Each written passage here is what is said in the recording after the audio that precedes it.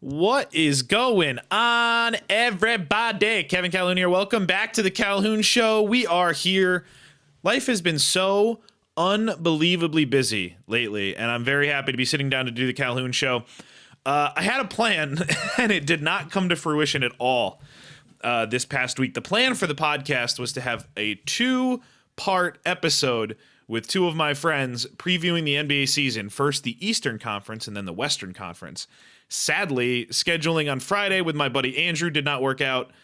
He was not able to get here, and I wanted to hold off to see if we could do it later. And then our old friend, our good buddy Brett Zanardi, was supposed to be here this afternoon. It's Tuesday afternoon that I'm sitting here now. Brett was supposed to be here today, but he had some work conflicts that came up last minute, so he couldn't make it. We'll miss him. We'll have Brett on soon, and hopefully we'll get Andrew on as well. It'll be his first time on the podcast, and he's going to be great, so I'm looking forward to it. But I promised. I said we'd have a podcast this week. I'm here. Been super busy. Going to tell you guys all about the stuff that's going on here, stuff going on with me in my life.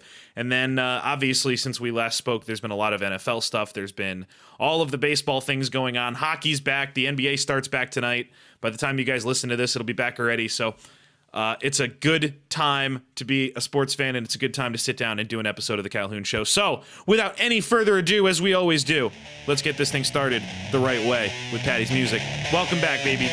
Calhoun Show.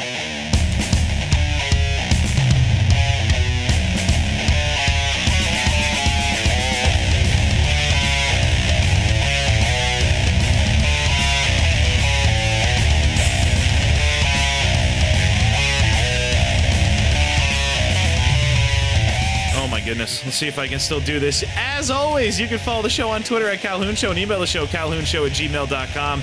Like us on Facebook and follow on YouTube. Follow me on Twitter at ShutUpCalhoun or at KCDC_East. You can follow at KCDCEVW. That's the other podcast that I'm involved with. It's definitely what's taking up most of my time. And you guys know that. 860-740-2119 is the number to call this. And I want to talk for a minute about KCDC East versus West. Now, I've gotten a lot of messages from people in the last 2 months since KCDC started, and I've always been 1,000,000% honest with you guys on this show about everything going on. Back when I was working at the lumberyard, I was miserable. I was really depressed. I've gone through a bunch of shit here and there. You know, most of the last year was good. There were bad parts in the last couple months. There was some relationship things that sucked, and I got to tell you, you guys have been with me longer than any group of people since I've decided that becoming a professional in this was the most important thing in the world. And the reason that this show has taken a backseat is because KCDC is that good, in my opinion. I think that what Dan and I are working on is really special, and I think it's got a lot of potential. And that's why it's using up a lot of time. I'm sitting here on a Wednesday. I just finished doing 2 hours worth of Photoshop stuff for KCDC, just for daily pick lists and things. And Dan's putting in an insane amount of hours for the show, and I'm putting in a lot as well for the video side, the edits, and the production and the audio. It's a great partnership, and it's starting to turn into something really cool. We recorded an episode yesterday. It's an hour and a half, and it's just laughs the entire time and good shit talk and fun, and we're having a blast. So if you haven't checked out KCDC East versus West, definitely do so. Join Team East. If you make picks this week, it is free all of October to make picks. The podcast is free all the time, but if you want to make picks, you can help support the show on Patreon. But if you want to make picks for free this month and join KCDC East versus West, you can do so by going to kcdcevw.com/picklist. The password for this week's pick sheet is Boy Scouts, because it's all lowercase, no spaces, because we discussed in our pop culture segment the girls being now allowed in the Boy Scouts. So anyway, that's all the KCDC stuff. But you guys have reached out, and I've gotten a few messages saying, hey, you know, whether it's saying that you guys like KCDC or not, because some of them say, hey, love KCDC, Miss Calhoun Show, or some of them just say, hey, Miss Calhoun Show, I don't know if you're listening to that or not. I think it's really great. I think it's as good as anything I've ever done on here, or better.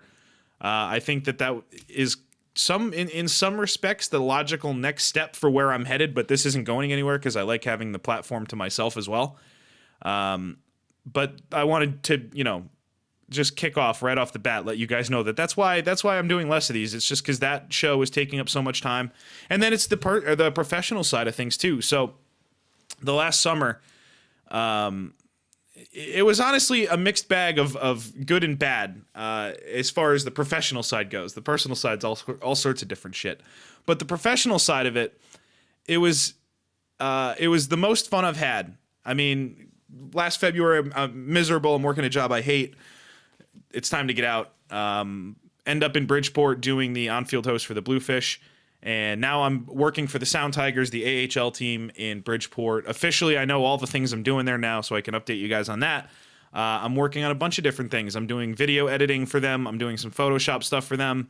I'm doing some scoreboard work for them. And I'm also backing up their PA and their MC for the Sound Tigers games. And I'm going to do some public address as well for the Sacred Heart Pioneers hockey team as well. So it's been a very busy few weeks, the last few weeks. Pretty much all my free time, if it's not working on work stuff, be it at my computer here, which is awesome that I can do editing from here, or down in Bridgeport, pretty much the rest of my time has been spent doing promotional stuff for KCDC or filming videos or editing those videos and doing all that stuff. So that's where I've been. It's just been insanely busy, honestly. It's and I'm not complaining at all. And this type of busy is way, way, way better than the type of busy that it was a year ago for me, which was just freshly coming off of my second arm surgery and going right back into a lumberyard every day and freezing my balls off all winter and being miserable. So I am not complaining, but that's enough about me and my personal shit. We all know why we're all here. Let's talk some fucking sports, people. The NBA is back tonight. The NFL is riddled with injuries. Major League Baseball is in the middle of the playoffs. And, well, hockey's here, but whatever. The other three things are super, super big right now, so let's go. The Calhoun Show. It's always nice to hear that. All right, so let's start with the NFL. And the NFL, to me, this year makes little to no sense. It's been one of the weirdest years of all time.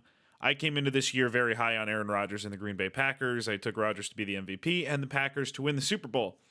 As I sit here now, Rodgers is definitely getting surgery. I guess the ideal scenario is that they'd get him back by the playoffs. And I'm hoping the Packers make the playoffs because that still opens them up to win the Super Bowl. The injury thing has been horrendous. It really has. And I'll talk about the Giants, obviously. But you start with Rodgers, J.J. Watt, Odell Beckham, Whitney Merciless, who is a lesser name but still a big name. David Johnson went down in the first week of the year. It's been pretty nasty injury wise, and it's a bummer for the league. And there's no clear cut good and bad teams this year. The balance is really off. Jared Goff and Deshaun Watson are the quarterbacks of two young, promising teams. And Deshaun Watson, you're 6 games into a career going, is this, wow, holy shit, really? And Jared Goff, you're going, wait, what did Jeff Fisher do to this poor kid? And yeah, that's right.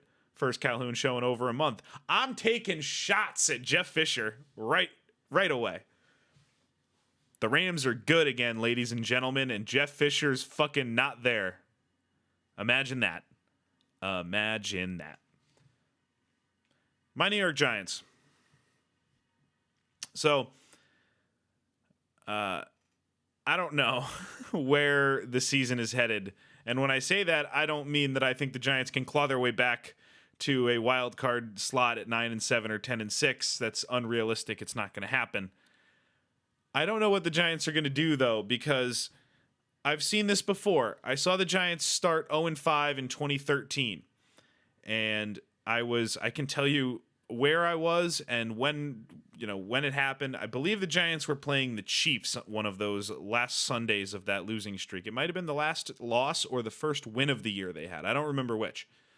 But I was in Myrtle Beach, and I was talking to my dad, my brother, and one of my dad's friends, and I might have just been talking to my brother at the time, but that's who I was with. And I told my brother, this is what the Giants do. They're not going to go 0-16. They're not going to go 1-15. They're not going to get the number 1 pick. They're not going to get this guy or that guy. They're going to go, like, I don't know, 7-2 to end the year and end up going 7-9 and, middle of the road draft pick. Now, that draft pick turned into Odell Beckham in the middle of the first round. I was right, by the way. The Giants turned the season around and finished, I think, 7-9, maybe 6-10, but nowhere near 2-14 like most teams that are tanking do. So what do the Giants do? They start this season 0-5. They flush away any dream of having a competitive end of the season, and then they go to Denver and put a beatdown on the team that put a beatdown on the Dallas Cowboys, which is the team that was the first of 5 to put a beatdown on the New York Giants. So I don't understand the Giants. They can't win with Beckham, Marshall, Shepard, Vernon, DRC. Can't win with all those guys in the lineup, but you remove all of those guys, and Roger Lewis, Tavares King, and Travis Rudolph will be your top 3 receivers. That's gonna be great. Go out and win with that. Not a problem at all, is it? Apparently not. Not for the New York Giants. They can start 0-5 and then beat good teams on the road. And apparently an offensive line that couldn't stop a nosebleed can go into Denver and have Orleans Darkwa run all over the Broncos defense led by Von Miller with Justin Pugh playing out of position. I don't know. I'm pissed. Now I'm pissed that the Giants are winning games. I started off pissed that they were losing. And eventually you just get to a point you're like, all right, well, if we're losing, lose. Let's go all in on this. What's the point in half going? So I wanted to talk about a couple of the teams that I like. I mentioned the Rams. The Rams are fun. They have a good defense. I think Goff is good. I think the coach is good. I'm not going to lie to you. Todd Gurley, to me, when I watch him run, it's just kind of like, when am I going to see that crazy thing? He's got Melvin Gordon's the same way. Maybe it's just an LA running back thing, but I'm kidding. I saw it when they were both not in LA. That was just a LA thing. Gordon is the same way. It's like he's dangerous out of the backfield, like catching the ball. And Gurley, it's just kind of like, okay, yeah, there's a 2-yard run. There's a 3-yard run. There's a 2-yard run. Oh, wow, there's a 58-yard run. Wow, Todd Gurley's awesome. But you watch Le'Veon Bell, it's like, oh, wow, 7-yard run, 11-yard run. Oh, wow, nice 9-yard run. Le'Veon Bell's amazing. I don't know. Le'Veon Bell's crazy good, but like Zeke, when he's on, it's the same thing. 7, 8, 6. It's, I don't know, 2, 2, 2, 2, 58. Kind of seems what I'm watching with Todd Gurley. I don't know. Maybe I'm missing the boat on him a little bit, but I like the Ram team. I like, who else around the NFC do I like? The North is pretty much done because the Packers without Rodgers, the Vikings are whatever, but Case Keenum's your quarterback, so let's relax with that. The Lions are terribly inconsistent, and you certainly can't give up 52 points. You just can't. That's not allowed. The West, Seattle doesn't scare me at all as an NFC team. They're actually going to New York this week, and I think the Giants are going to hang with them. They probably won't beat them, but Seattle's offensive line's worse than the Giants is, and their defense isn't much better than the Giants is. So Seattle doesn't scare me, and I mentioned the Rams. If Adrian Peterson is that good, you can be afraid of the Cardinals again. The old as shit Arizona Cardinals. You can be a little nervous. You can clench your butthole a little bit when you think about the Cardinals. But that's obviously it out of the West. And in the East, the Giants are done. The Redskins are dog shit. Terrell Pryor's the worst fantasy pickup of my life. And the Dallas Cowboys are kind of mediocre. And then we get to the team that I was the most wrong about in the entire league, which is the Philadelphia Eagles. So to the Philadelphia portion of the listenership of this fine podcast, I apologize because a team that I hate, and I do hate your Eagles, they're actually really fun to watch. And Carson Wentz is good, and that pisses me off. It makes me sad and angry, and it makes me want to take my ball and go home. But Carson Wentz is good. The Eagles are fun. They're not a threat. They're not going to win 2 playoff games. They probably won't win 1. But they're kind of fun to watch, and they're decently talented, so I'll give them credit for that. Let's see. AFC. The AFC East is hilarious because the Bills are kind of not shitty but shitty, and the Jets are kind of not shitty but shitty, and the Dolphins are kind of more shitty than not shitty. But they're all close to the Patriots, who are a mix of excellent and awful. Patriots will win the division. They're going to be fine. The Steelers and the Bengals play on Sunday. The winner of that game, one of them is going to win the division. I don't know if it's going to be the winner of that game, but one of those two teams wins the division. The Ravens, I don't get. They kind of suck. Sorry, Danny. In the AFC West, I can't put a label on this division at all, aside from the fact that Kansas City's good. And I took Kansas City to win this division at the beginning of the year, which is the right answer because Denver just lost to the Giants at home. I know Kansas City just lost, but guess what? It was their first loss of the year. Oakland stinks. The Chargers stink. Kansas City's fine. The South, if Andrew Luck can come back in the next two weeks, they might have a shot to catch Houston, but I love Deshaun Watson. That team's fun. The defense obviously suffered the big losses of Watt and Merciless, but I don't know. Those teams look good. And then in the AFC South, is that what I just did? That's what I just did. Which one didn't I do? No, that's all of them. Wow. Buzzed right through that. I just didn't mention the Titans or the Jaguars because fuck them. You know what's weird? I am rambling a little bit right now. And I know that. I haven't done podcasts by myself in so long. I've been doing so many things with Condi that it's just kind of nice I can actually remember that. Just kind of sit, relax. It's my own podcast. In fact, I'm pausing for a second because my mouth's getting dry. I'm going to get some water. And then what are we going to talk about next? Oh, baseball playoffs. Yes, the baseball playoffs. They continue tonight. In fact, you know what I might do? Because I still have to do baseball playoffs and NBA. All right. No, here's what we're doing. I am going to pause the podcast. Now, again, and by the way, this is my sister's biggest pet peeve with this thing. When she listens and I start talking about when I'm going to pause, it pisses her off to no end. It'll piss her off way worse that I'm talking about this now. I'm going to pause for a while, for like hours, because I will obviously watch the Yankee game, and then I'll probably record during the Cub-Dodger game, but that'll also give me Cavs-Celtics to talk about too. So I'll be able to react off of that instead of, talking about the NBA, but talking basically about the two games that are going to happen tonight that you guys are going to already know about. So, all right, we're pausing for you guys for 5 seconds, and for me, I'll talk to you guys in a bunch of hours after I watch a bunch of sports. Bye. The Calhoun Show. Oh, hello, everybody. Long time no talk. Haha, get it? It's been 4 seconds. All right, it is now late. It's now far later. The Cavs-Celtics game just ended. It literally ended about 25 seconds ago, and then I walked back in the studio and sat down. Good game. I got to the game about the second quarter. I was flipping back and forth. I didn't care too much about the opening. I wanted to watch more of the baseball that was happening, and I missed the Hayward injury. I didn't see it live. I saw the reactions. I saw the bench reaction. I read what happened before I looked for anything, and to this point in the night, I still have not seen it. If you've been listening to this show for any length of time, you know where I am with ankles in my life. My ankles are horrible. I've had bad luck with them, and I know how severe ankle injuries feel and how I get queasy. I don't get queasy with really anything, but ankle injuries certainly get me there. But just a heartbreaker for Hayward and the Celtics. That soon into the season. So hopefully he'll be back at some point later on in the year. Gearing up next, Houston and Golden State should be fun.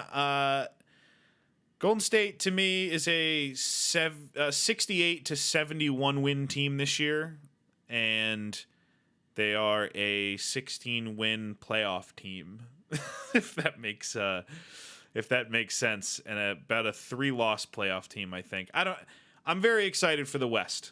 I think the West is going to be a blast. The Houston dynamic. I think Harden's going to be the leading scorer in the NBA this year. I think with Chris Paul feeding him, it's going to be a great mix, and I just think Houston's going to flow nicely offensively. It's a smart coach / offensive mix in Houston and a good player mix. So I like what they're doing.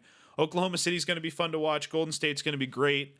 Having just watched Cleveland, you know what the first thing I felt was when Boston started coming back late was when that certain moment hits where it's like for Cleveland where we're so used to it where you go, all right, well, LeBron kind of needs a second. It's probably that time in like the mid to late third quarter where Kyrie's just going to go get 11 straight, you know?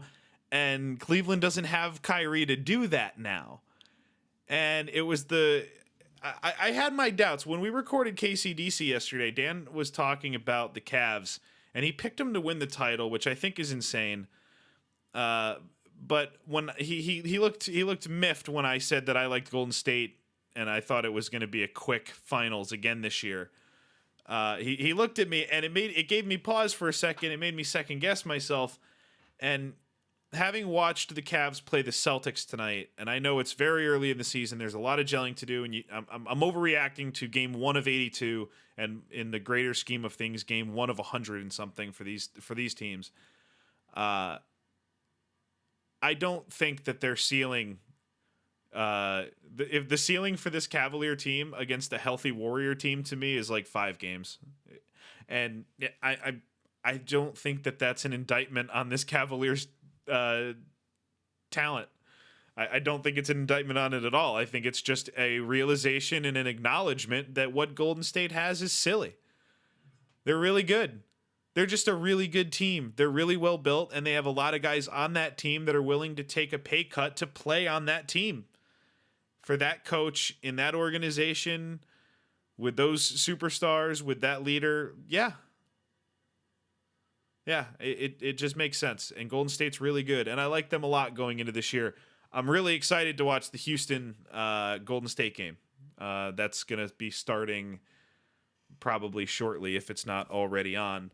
But that'll be fun to watch. I missed the anthems. I guess Cleveland interlocked arms. I said on KCDC, I'm guessing Golden State's going to kneel tonight. I'm just curious to see. I'm not. I guess I predicted it on the show, but I'll be interested to see that one. The other game that's going on right now that I've been watching is the home run derby at Wrigley Field. Schwarber in the first got it going, and then Ethier Taylor, and then I'm just seeing now that Taylor again. I just missed that one. So Taylor homered again in the top of the 5th inning. It is 3-1 Dodgers with a chance to go up 3-0 on the Cubs in the NLCS, and I I didn't see it coming. This Dodger team they've been different this year in the playoffs. They really have, and it's been fun to see. My dad's a diehard Dodger fan, so that's been fun to look at them from that perspective for him, because it's been a long time. The Dodgers have won a lot in their history, but it's been a long time for them, and they look really good. They're on the cusp now of 3-0, and I think that Dodgers-Astros would be a tremendous series to watch, honestly. The baseball potential, like the high play potential between those two teams is off the charts. So that'd be a lot of fun to watch. But those scrappy, never say die New York Yankees just will not go away, will they? It's unbelievable what these kiddos in the Bronx are doing. With old man CeCe being the stopper. Did you know Sabathia is 10-0 following a Yankee loss this year? That's crazy. CeCe Sabathia, 37, getting shit done. Smoke and mirrors, as he tongue-in-cheek said after his performance the other night. And then the Yankees turn around, come out for Game 4, and do it again. They win today, tie the series back up at 2, and turn it into what is going to be just a phenomenal pitching matchup. Tomorrow's pitching matchup in Yankees-Astros is it's exactly what you'd want for Yankee Stadium Game 5. Because you have Keuchel on the road. He has owned the Yankees. Now, I live in Connecticut.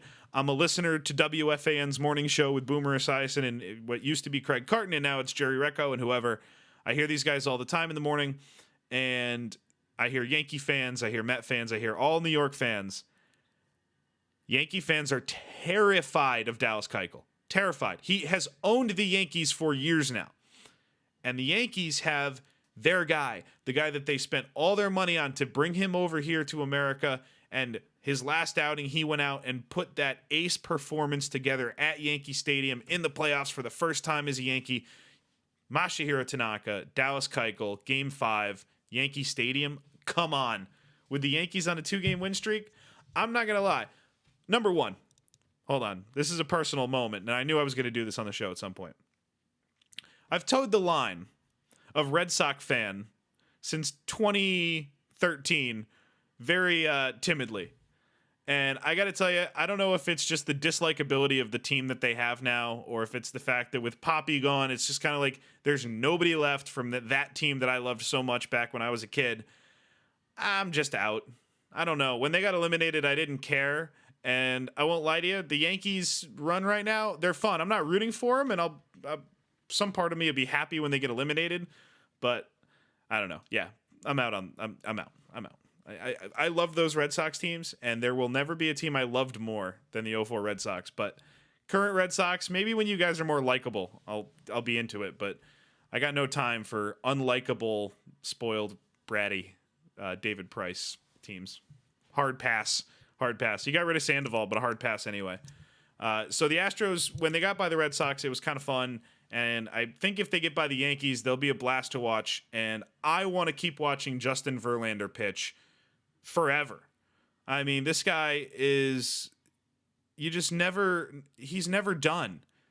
It's like, oh, Verlander lost it in 2013, and he's back.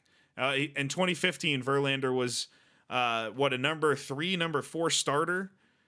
Oh, he's done. And then he's coming out here and horsing 9 innings, and then arguably would have pitched the 10th the other night had they not walked him off.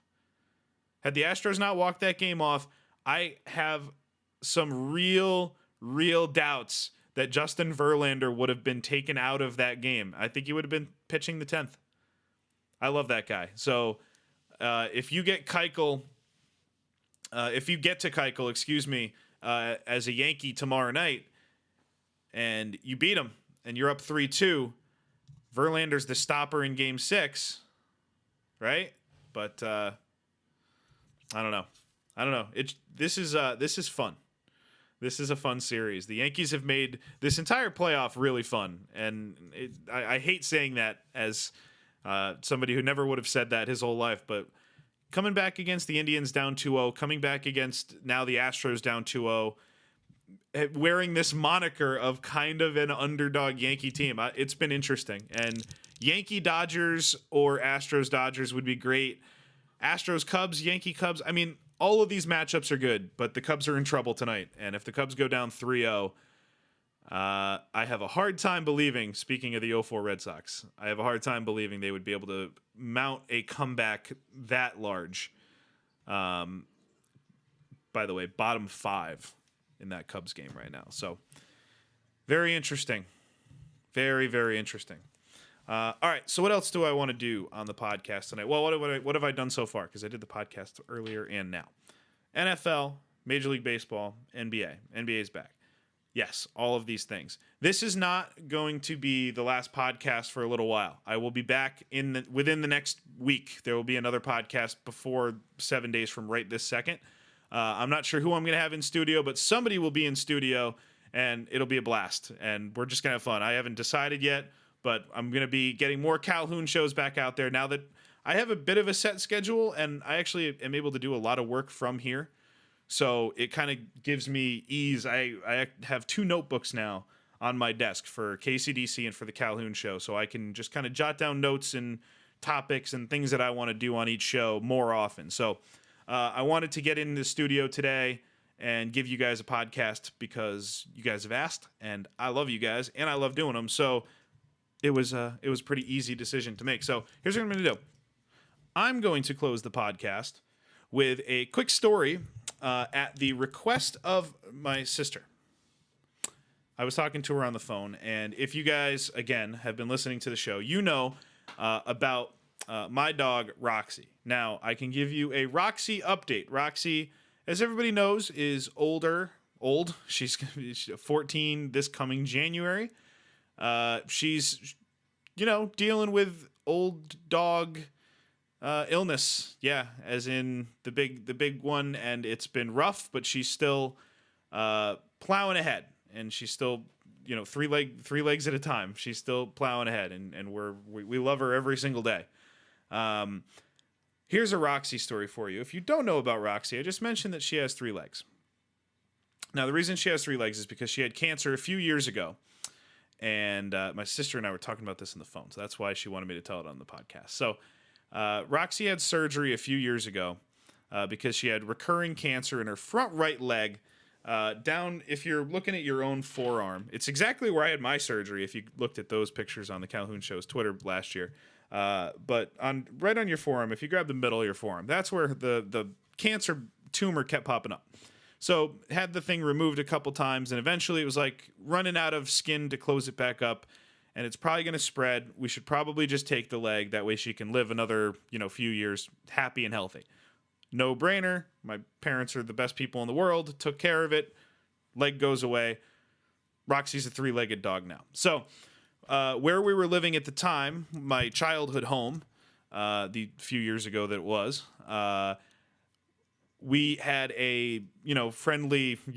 They were 20 minutes away, but the friendly neighborhood vet, the town vet, and then obviously Roxy's surgery, the major surgery, was at a more specialized animal hospital type deal. So she goes in, she gets the surgery, she's there for a day or two, she comes out, she comes home, we take care of her, this and that. It takes her a couple days to figure out how to stand up and how to do these things, which is the sad part of now, because now she's getting weaker and having a hard time with that, and she's got 3 legs, which is way more difficult. But she's got the 3 legs and she figures it all out. And eventually it's time to go get her first checkup. Now, her first checkups were probably at the animal hospital. So eventually, when she's back to normal and she's feeling good, it's time to take her back to the normal vet place. And I take her there and, she hops in. And the vet tech, the vet assistant, she was a young girl about my age, good-looking girl. And she just kind of is looking at her clipboard because she's just doing what she does all day long. This is just monotonous over and over. All right, Sparky, Toby, Roxy. I don't know why the dog's name is Toby. But Roxy's next. So, all right, bring Roxy up. Okay, can you have Roxy stand on the scale for me? Okay.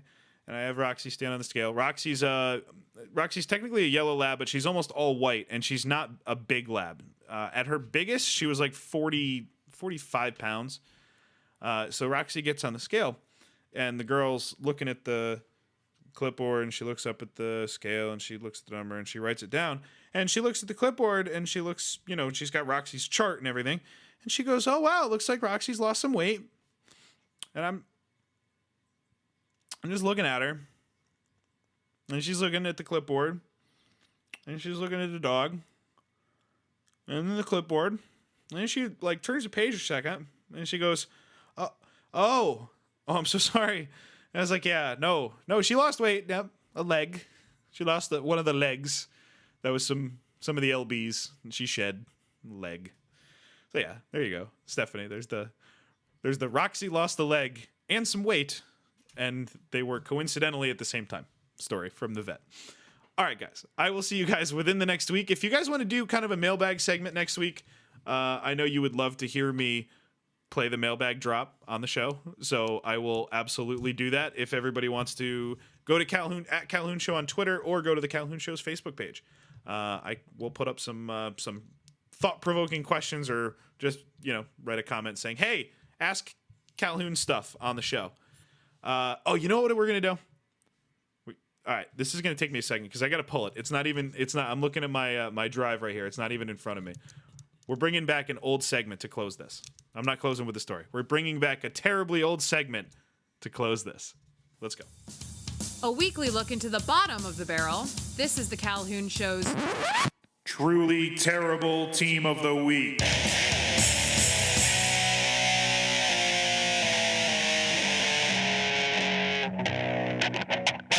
Hell yeah! Hell yeah. Oh, it's been a long time since we did that. You know what's funny about this one is this has probably been featured on this segment before, or I know exactly the same thing has, but it was the Tom Brady version of it. Here's the Truly Terrible Team of the Week. Everyone. Teams of lawyers. Every team of lawyers is the truly terrible team of the week involved in this Ezekiel Elliott suspension thing. I am fucking done with suspensions that are happening and then not happening, and then happening and then not happening. I am done with it. I just want to know when these guys are playing and not playing. They're going to keep doing the dumb shit that they do outside of the game no matter what. So just let me know when they're going to be on the field. Can you just do me that? Just let me know. And until you guys figure it out, don't tell us, because it was like, I don't know, 10 o'clock the other night when some news came out about Zeke, and all of a sudden, not only is Twitter blowing up, and I got to read all about it on Twitter, but now all of a sudden Facebook Messenger's blowing up because everybody in fantasy's trading for Darren McFadden and trading for Alfred Morris, and oh no, who's got Zeke? And then today it comes out. Oh, Adam Schefter tweeted out, Zeke's suspension no longer applies. Something else was held up in court. 2 more weeks, so he's going to play the next 2 weeks. And now nobody gives a shit. And 2 weeks from now, he's going to be suspended again until he's not. I'm done with this shit. Just tell us when he's gone. And tell us when he's back. That's all we need. That's all we need. Just keep it nice and simple. All right, guys. You guys are the best. I will talk to you guys within the next 7 days. I promise. I love you. I'll talk to you later. Bye. Thank you for listening to The Calhoun Show. Join the conversation by following the show on Twitter @Calhoun Show and emailing the show at calhounshow@gmail.com. You can also find us on Facebook, and don't forget to subscribe and download for free on iTunes.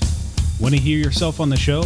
Leave us a voicemail by calling 860-740-2119.